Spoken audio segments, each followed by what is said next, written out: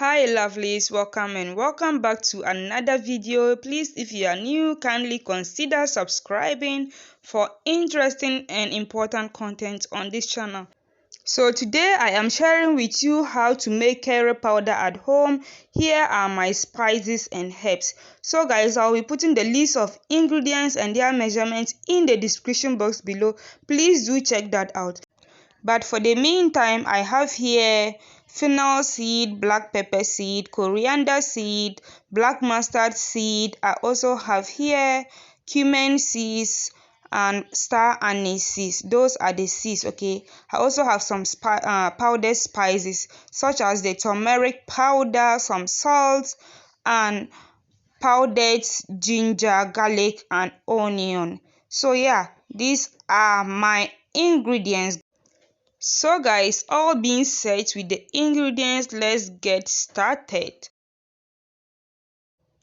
In a frying pan, I'm going to go ahead to pour in all my seeds, okay. So I'll be roasting this on medium heat.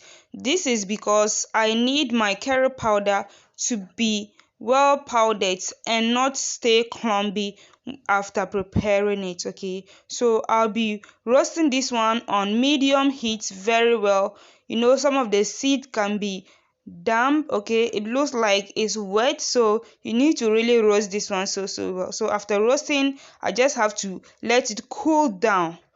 Yes, you have to allow it sit for some time, okay, and then when it's cool, you can go ahead to pour it into your spice blender, okay. So I'm going to be using my spice blender to bring all this into a powdered form.